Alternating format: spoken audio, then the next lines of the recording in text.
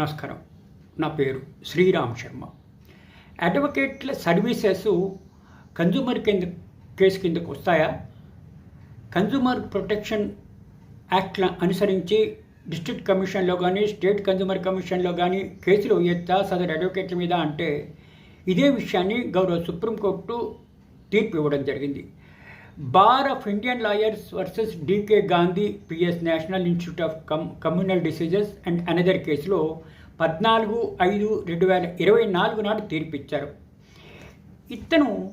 ఇట్లా అడ్వకేట్ల మీద district consumer కమిషన్లో కేసు వేస్తే అది సుప్రీంకోర్టు దాకా వచ్చింది.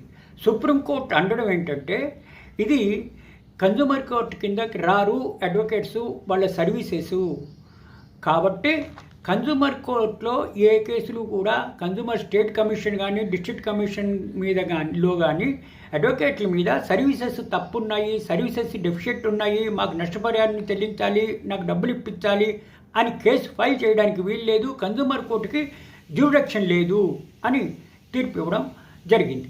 ఈ తీర్పు వల్ల మనకి తెలిసేది ఏంటి? ఇకపై లాయర్లు వాళ్ళ సర్వీసెస్ డిస్ట్రిక్ట్ కన్జ్యూమర్ కమిషన్లో కానీ స్టేట్ కన్జ్యూమర్ కమిషన్లో కానీ నేషనల్ కన్జ్యూమర్ కమిషన్లో కానీ రావు.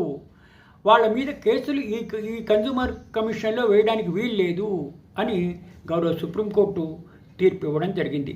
ఈ తీర్పు వల్ల మనకి తెలిసేది ఏంటంటే ఇకపై లాయర్ల సర్వీసెస్ కన్జ్యూమర్ కమిషన్ కిందకి రావు, ఆ పరిధికి రావు, అక్కడ కేసులు ఫైల్ చేయడానికి వీల్లేదు అని తాజాగా supreme court bar of Indian lawyers versus DK Gandhi కేసులో క్లియర్గా చెప్పింది. ఇది 14/5/2024 నాడు వచ్చిన తీర్పు ఇది. Thank you.